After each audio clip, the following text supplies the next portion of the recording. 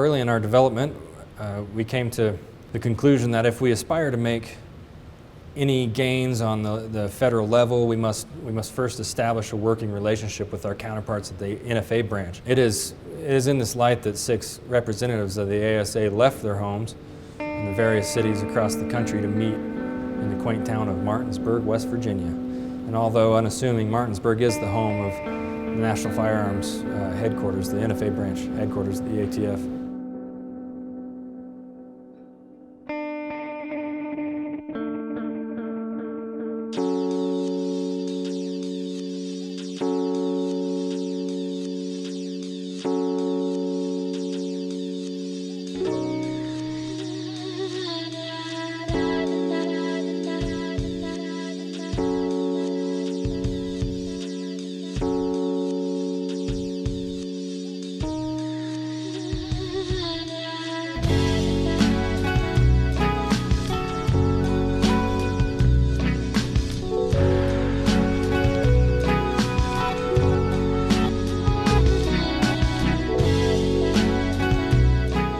When we arrived at the facilities, we met with Ed Saavedra, the chief of the NFA branch, and Stephen Albro, the deputy chief of Firearms and Explosive Services Division. And before discussing our issues, they were kind enough to give us a tour through their facilities, and we were able to meet a large number of the examiners along with many of the temporary research assistants that were hired in April. We saw firsthand stacks upon stacks of boxes filled with unprocessed forms, and listened to examiners express their disillusionment with the futility of the current system. After walking through the lion's den, we sat with Mr. Albro and Mr. Saavedra to discuss our issues, and chief among those issues being the pitfalls of the inherently anachronistic NFA transfer process. There's a backlog of 30,000 forms right at this moment due to the increase of the market, which has increased about 300% over the last since 2005, and fewer examiners since 2005. And it's no wonder why their processing times continue to increase. To add insult to injury, because of the Department of Justice-wide hiring freeze, they are unable to hire the additional examiners that even they recognize are sorely needed. On the regulatory side, the NFA branch is working to eliminate the requirement for the individual to obtain a chief law enforcement officer's signature to become eligible for a transfer. And it's just an unnecessary and redundant step that will likely be removed in the near future. The NFA branch is also actively beta testing an online e-forms program for all the NFA transfers, with the sole exception of those forms which require fingerprints and passport photos. Individuals submitting a Form 1 or Form 4 will not be able to use the e-forms program, but those that are doing the transfer with an NFA trust will be able to. And this marks the single largest technological jump in the way that forms are processed since the NFA's inception in 1934. As it stands, none of the tax revenues that are generated by the Form 4 are actually retained at the NFA branch. Instead, the funds are immediately routed into the General Treasury. And this is inexcusable misappropriations of funds.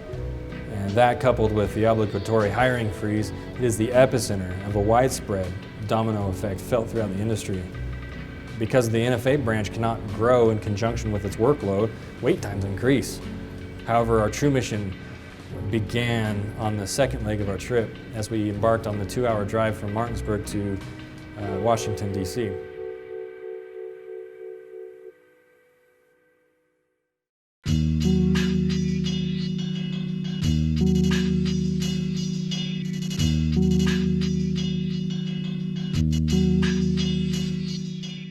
We began our day in the district at the Capitol Hill offices of the NRA's Institute for Legislative Action to discuss our upcoming congressional meetings. And until recently, the NRA's stance on suppressors or suppressor rights left much to be desired. However, over the past few years, they have quietly shifted their position to become one of actually the largest proponents of our cause. And since our foundation, the NRA has been a staunch supporter of the ASA, providing much needed guidance and support along the way. And their newfound support illustrates the overall paradigm shift that is occurring organically within the firearms community. As we met our counterparts from the NRA, we discussed and developed plans to translate that very shift to Congress.